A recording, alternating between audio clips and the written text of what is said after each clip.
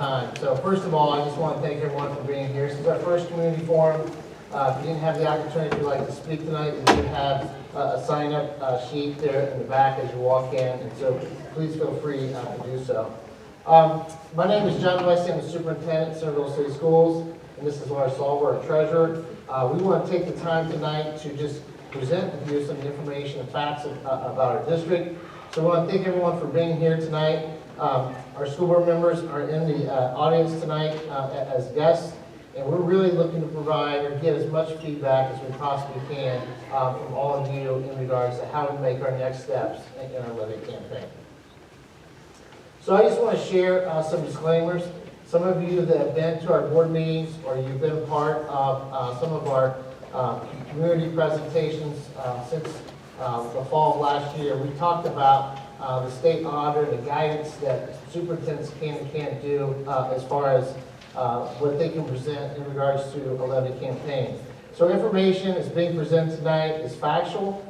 We are permitted to share neutral, factual information at any time. We're also permitted to attend meetings and present information about district finances, that is our goal, activities, and government actions, even if an election, levy, or bond issue is being discussed in the meeting. So tonight, we are looking to just provide factual information for all of you and then give you the opportunity to share some of your concerns. Tonight's presentation, really 4 key areas that we're trying to look at. Since the levy and November ballot was rejected by voters, we've been discussing how to move forward. Tonight, we want to share with all of you how we got here, where we are right now, and what we are considering as our next steps, and then there'll be an opportunity later for community feedback. First, how did we get here? We want to share some basic facts about school funding, as well as to let you know how we feel. This will help explain why school districts have to return to the ballot every few years. And it has a lot to do with our district finances, and it's important that you understand why we need to come back to the voters every so many years for some additional funding. Good evening, everyone. Thanks for being here tonight. We've talked a lot about school funding over the last couple of months. 77% of our operating revenue comes from local property taxes. That's the largest source of revenue in our general fund.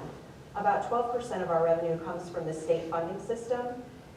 We just entered into a new biennial budget process that started July 1st. Centerville Schools remains on a guarantee. We did receive a little bit of additional funding for transportation expenses and for preschool, but the funding mechanism itself still has us on a guarantee from one year to the next. So our operating revenue, it supports all of the day-to-day costs in our school. Those day-to-day costs are the staff, it's teachers, it's custodians, it's our bus drivers, all the staff, or the majority of the staff throughout the district. It also puts fuel in our buses, it pays for repairs to those buses, our utility costs, and then classroom materials. And those are just some of the examples that our general fund, a lot of those property taxes, that is what is being paid for by those sources. State law freezes how much revenue we're allowed to get from those voted levies. So when property values go up, the effective rate of each voted levy is reduced so that we continue to receive the same amount of money from one year to the next on each voted levy. And again, we talked a lot about that through the fall. The property reappraisal is a large increase going into this next calendar year. But again, the effective rate of each of those levies is going to be reduced down to a lower amount so that we continue to collect the same amount of money. We do receive a little bit of additional revenue from our inside millage. That is factored into our 5-year forecast. Also from new construction, that's factored into our 5-year forecast too. We plan for that every year of the 5-year forecast.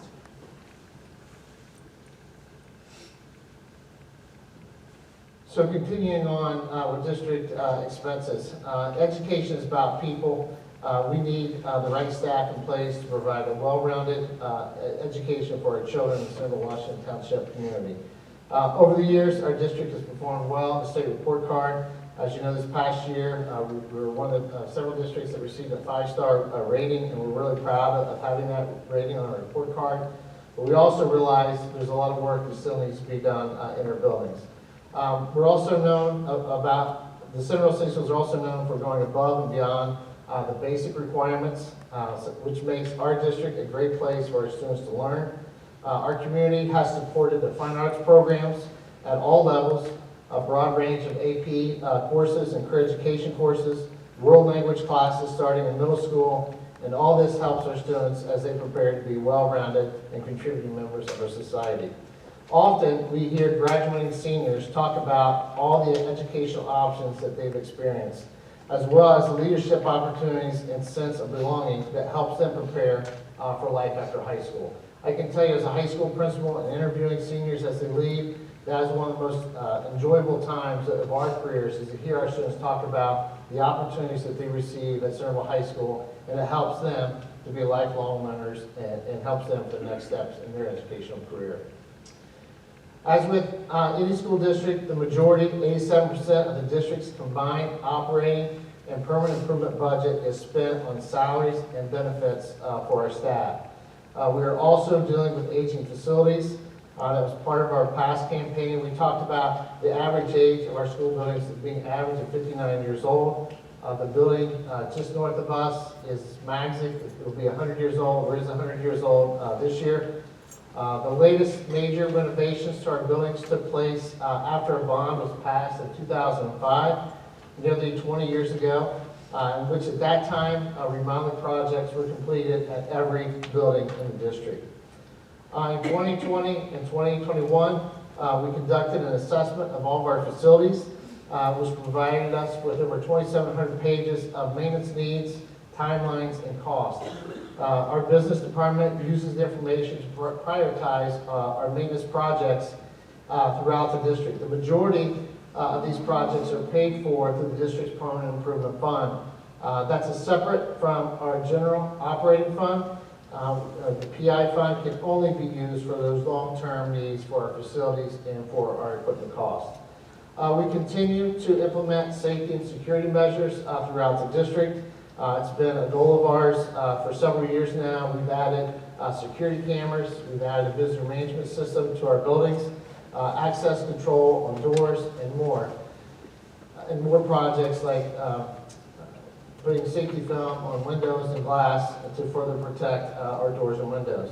We have applied for grants over the years. We continue to apply for grants. In fact, this last year, we awarded about $850,000 just in safety grants that have been implemented into our buildings.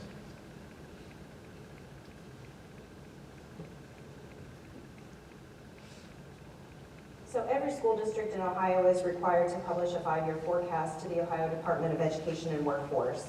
What you see here on the screen is a summarized version of that forecast. In the back, you probably can't read the numbers, and that's fine because we're just going to talk a little bit in general about it. This gives us as a district and the state a snapshot of our current financial position. So on this, the pieces on the left, the 3 columns of numbers, that is historical information. And so if you take a look here where this red circle is and follow that across, in fiscal year 21 and 22, we were operating at a surplus. And what that means is our revenue was exceeding our expenses during those 2 years. That is very typical after a levy is passed. And in 2019, we passed a levy for operations that increased our revenue at that point in time. And our revenue has stayed relatively flat since then, but it was enough that it allowed us to add to our cash reserves, and it created a surplus in those 2 years. Then this past school year, in fiscal year 23, we deficit spent by $1.2 million. That's very normal for school districts to deficit spend. Again, levies get passed, revenue jumps up, and then expenses start to creep with inflation.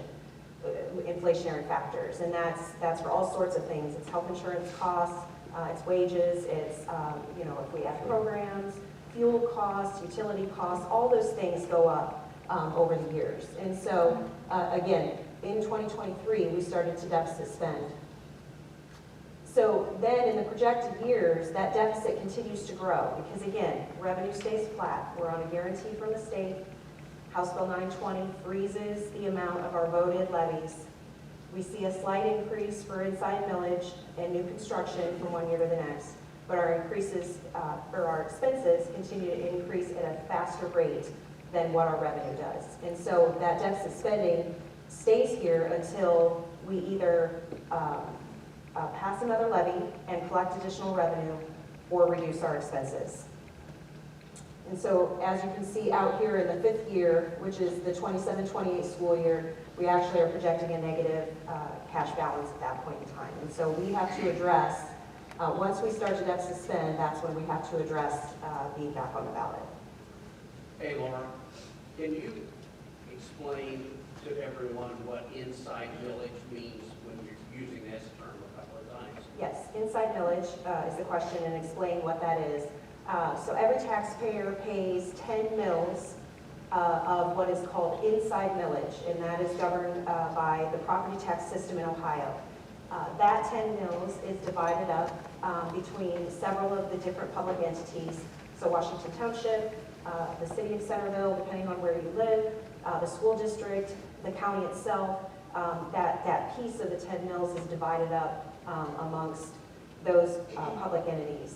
You always pay whatever the value of your home is. So if your home is increasing in value, which almost everyone's is right now especially, you pay a full 10 mills on that. And so that is why there's additional revenue that comes there. That's a very small portion of our property tax revenue. Everything else is a voted levy, and that's called outside millage or voted millage, and those levies are subject to House Bill 920, and that effective rate reduces when values increase. But inside mills are not affected by House Bill 920. Correct, yes.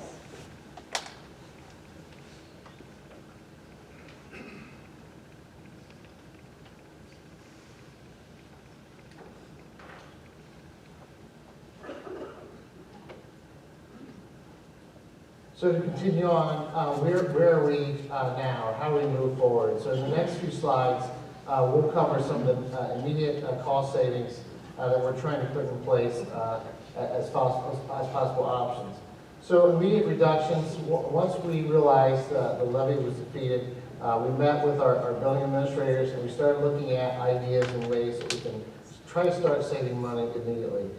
These immediate reductions that I put in place, but these represent just a small portion of what we can save during a mid-year or during the middle of a school year. The larger impact to the budget will include planning for larger staff and program reductions, as the majority of our operating budget, like all school districts, is spent on personnel. Open positions and requests for substitutes are being evaluated on a case-by-case basis.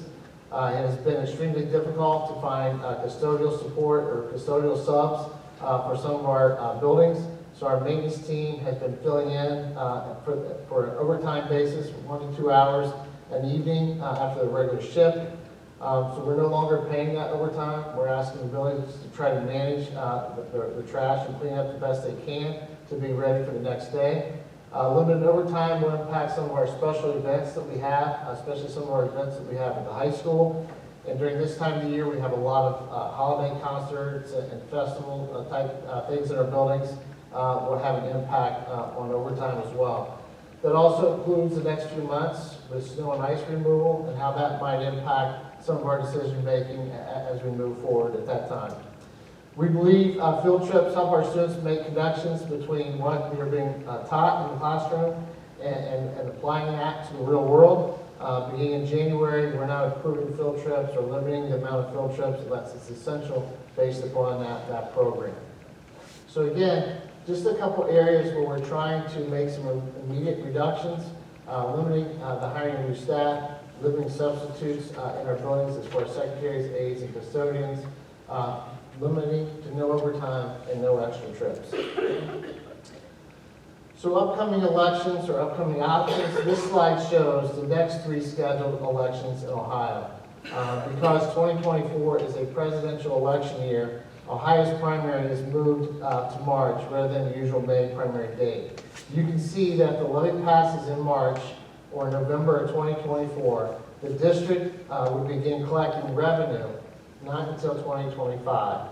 If the levy passes in May of 2025, the district would begin collecting that revenue in 2026. In short, more reductions would have to be required the longer it takes to collect the additional revenue for the district. In this slide, you can see the millage comparison. We wanted to share this slide just to show you the impact of the 2023 property reappraisal on millage amounts and to illustrate the effect of House Bill 920. You can see that in order to generate $12.9 million in revenue, we would need to pass $5.9 million levy this past fall, and that was based upon the 2022 property values. But collecting that same amount would only require 4.5 mils in the coming year based upon the new values. Property values went up, the effective millage rate that Laura just talked about is actually going to go down. So it's important to note that a total of 4.5 mils is not one of the options that we're considering as we look to move forward.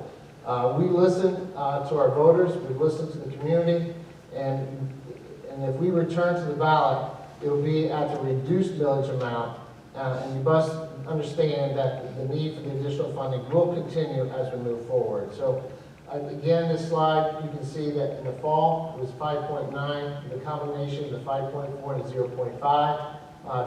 We knew it was going to generate about $12.9 million. And so in March, to get to 12.9, it's actually 4.5 based upon the new values. But importantly, as we move forward, and as you'll see in this slide, we're not asking for that same exact millage moving forward. We have continued discussing financial projections with the Board of Education. We are studying our finances carefully. If the board decides to place a levy on the March 2024 ballot, there is a very quick turnaround, as you know. Everything due to the Board of Elections by December 20th. So back in November the 27th, the board actually approved these four options, A, B, C, and D is obviously if we don't go back, just as an option for us to have some conversations with our staff and with our community and how we're going to move forward in the future. One of the options that you see up here is a 3.9 mil levy. We would still have to make some efficiencies through attrition, replacing those that retired in our district, looking at those positions and making a determination whether or not we can move on without that position. All that is so that it will help us to implement and continue with our strategic plan. 3.5 mil operating levy, we would still have to work on the fact that we would have to make efficiencies through attrition, but also looking at additional budget cuts between $500,000 and $1 million. Option C, we felt like we needed to combine, again, to think about our PI money. In option C, we said we would look at 3.5 mil operating plus a 0.4 mil in PI. Again, the PI is for our facilities and for our facility needs. So it's very similar in regards to reductions that we have to make with letter B, somewhere between $500,000 and $1 million in that arena. So these are the four options that we are considering and looking forward to tonight to get some of your feedback on. These are the four options. One of these four options will be a recommendation that we'll send or I will send to the board for the board meeting on Monday for approval.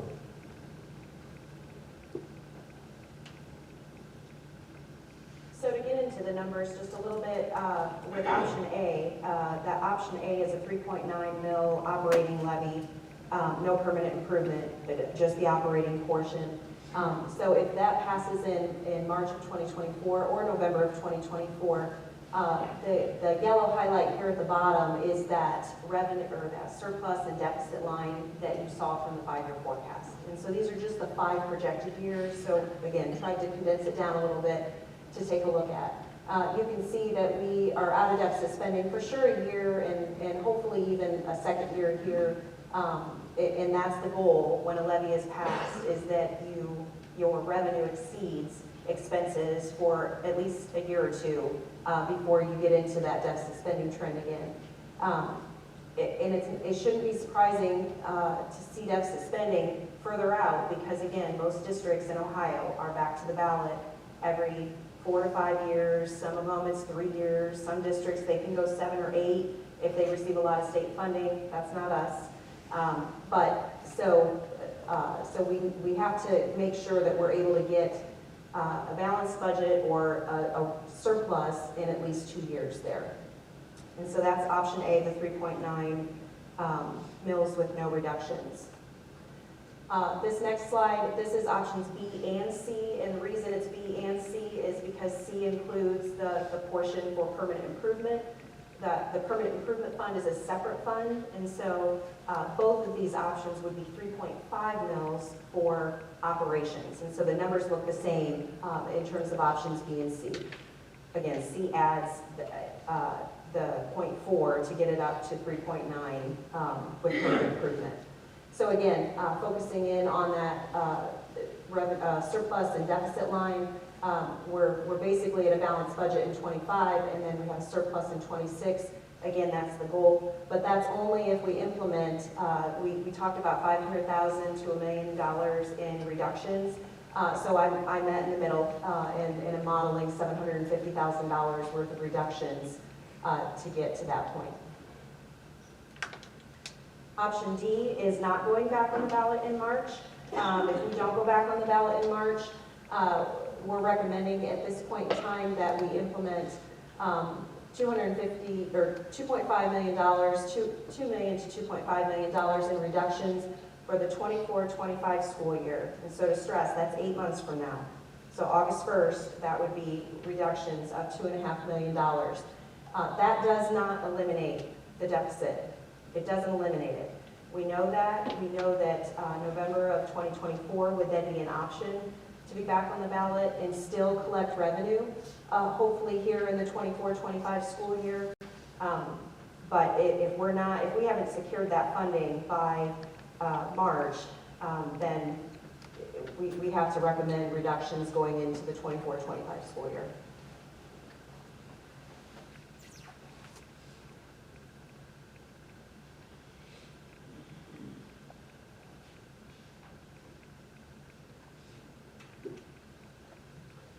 So again, what's next? We are still using our strategic plan as a guide.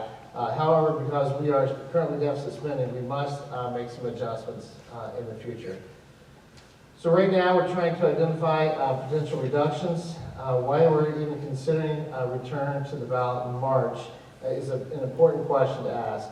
So without the additional funding, we are looking at significant cuts. We are working on a list of those reductions, which we will share with the board, which will be represented to them and to the community to review. If we do not pass the levy in March, those reductions will be implemented starting for the 24-25 school year, very similar to what Laura just mentioned. It's important to note that if we do not collect any new additional revenue in 2025, even the $2 million to $2.5 million in cuts, we will still not get out of deficit spending. If we do not collect any additional revenue for the following year, 2026, we will need to make even more reductions as we have projected almost $6 million in deficit spending in fiscal year 2025. When the levies failed in the past, we made reductions that have included cutting teaching positions, increasing class sizes, changing our walk zones for our transportation department, the elimination of elementary strength programs, some of our world language classes in the district, such as Arabic, Chinese, and ASL, decreasing supplemental positions, which affects co-curricular and extracurricular offerings, and eliminating programs like Grant Nature and the certified librarians in the district. We must keep moving forward with our mission and vision. Our strategic plan was developed with the input from the community, and we want to honor that important work. To help meet those goals, we may need to reduce even in some areas in order to add in areas where we need resources. So we may have to make reductions in certain areas to add maybe a school resource officer or maybe a different counselor, depending on what that might be. For example, we've looked at and we've made reductions over the last several years I go back to an example that 6 years ago, we started making some changes at transportation. We started purchasing a larger bus that's allowed us to reduce some of our bus routes. It's also allowed us to reduce about 30 full-time, part-time staff members in that field. And so it's been a cost savings for us to be able to implement those changes.